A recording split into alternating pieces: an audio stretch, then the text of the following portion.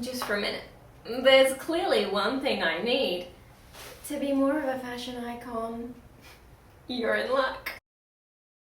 Hi, my name is Romy, Cassie sitting on the couch, and yes, this is a tattoo of Cowboy Tutta. I've got many favourite flowers. I love being surrounded by flowers, I love looking at flowers, I love smelling flowers, I love caressing flowers, I love displaying flowers, dried flowers, fresh flowers, occasionally even a fake flower. I have been known to bedeck myself in all.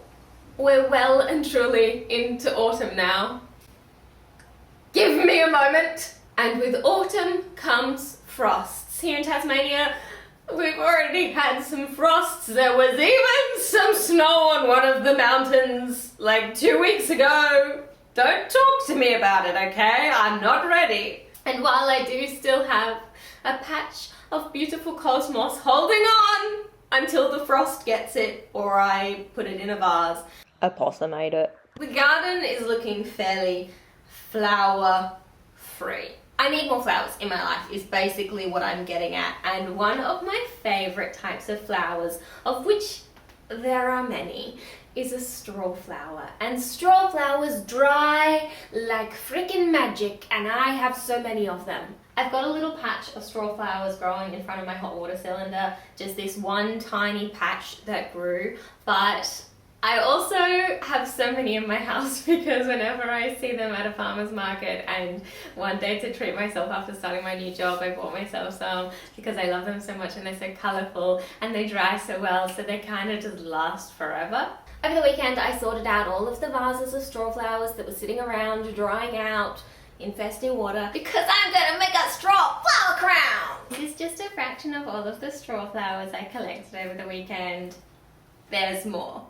Can you tell I'm obsessed? You have such a beautiful range. You have the yellowest of yellow.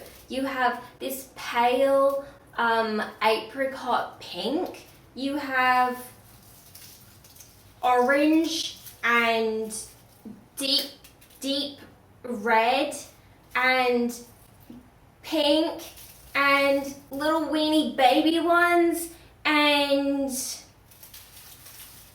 freaking giant ones. I've made a lot of flower crowns in my time. You could say I'm an old crown at it. But I really want this one to be completely natural. Often in the past I've used faux flowers, hot glue, wire. Not this time, Barbarino. This time it's all coming from nature. So I have a couple of options of what I could use for the crown base. I have a silver birch, which we know I'm obsessed with, and there's a lot of it in the garden. There's also wisteria, which is, you know, naturally a crown of the world because it just, like that. But I think I'll go with wisteria or a mix. Oh, we love a fun combo. It might be hard to believe, but yeah, my hair just does this. This is what the leaves outside are doing. The audacity, the nerve, the gall, the gumption, I might just have to run away forever. I mean, yeah, it's pretty, but what does it symbolize? I got some wisteria. Childhood memory. Do you remember those things? And they were on like a bendy bit of reed, and the reed was like coloured. So say it was pink reed. And it bent like this, and it was probably about as long as this. And then there was a little fairy on the end, a little plush fairy with little wire wings with like stocking material put over them. And you would go bounce, bounce, bounce, bounce, bounce. I've thought about this so many times. I had one. I don't know what happened to her. I think she fell off, maybe a cat chewed the reed. I don't know. So fun. So I got some wisteria. I got a few pieces so I can kind of weave them together or plait them, and then I will tie them up and I'll be back. I have my headband and it fits, trust me. Oh, look at that fit, beautiful. And that's my chocolate biscuit for later. I don't have a colour theme at all. I've got all of these beautiful flowers, and I'm going to be quite indiscriminate about where I put them because I just want flowers all over me. So let's create. I'm very interested to see what works better, the dried ones or these ones which are still a little bit soft. I think the soft ones are actually going to be really good because they're easy to thread. I think the straw flower season is just about over, but there are so many beautiful plants and they're just all begging to be savoured and cared about.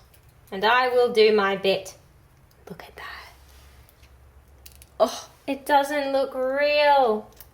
Now, this could have been an ASMR video, and it would have been quite satisfying if I hadn't started listening to a podcast about 10 minutes in.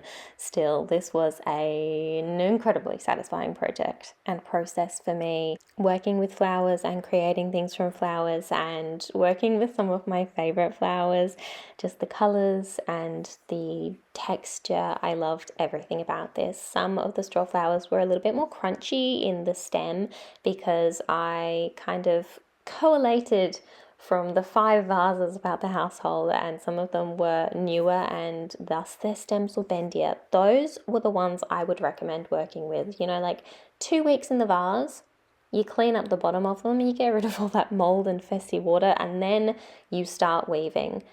They were the perfect texture because the real crispy ones just snapped. But the way this came together, it felt authentic. It felt joyous. It felt really bloody fun. And if that hasn't convinced you, listen to the sound this baby makes when I handle it because it's beautiful.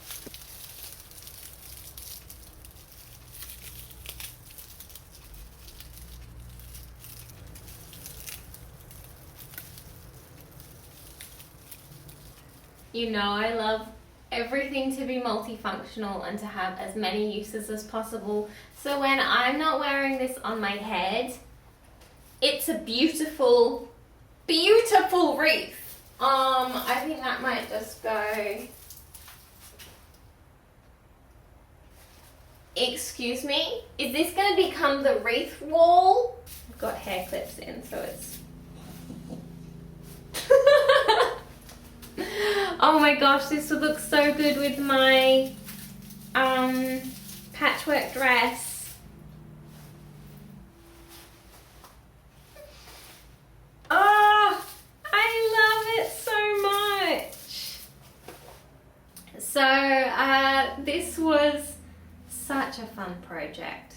Such a fun project. I really loved every moment of this. The fact that I get to enjoy these as real life flowers that grow in my garden, or I treat myself to a little bunch after my first week at my new job. Seeing them in bouquets in my home, they're just such a beautiful flower. And then to be able to enjoy all that process and then dry them and turn them into something that lasts. You know, this is preserved art. This is magic personified. And if there is ever a chance to grab magic, I will be out there with my net and my latch hook, and I will be grabbing and hooking and netting and latching and turning that magic into something that I will never give up, because magic is really important and it's accessible. So I would highly recommend this. You know, you don't really need any tools, you just need some flowers that dry really well. I'd love to do this with hydrangeas and roses. Oh, roses would look so good. This is definitely going up on my wall, and you're going to see me in this all the time because I'm sorry, when did magic become not fun? This is the coolest thing I have made this week. Granted, it's Monday, but I like to set myself up for success.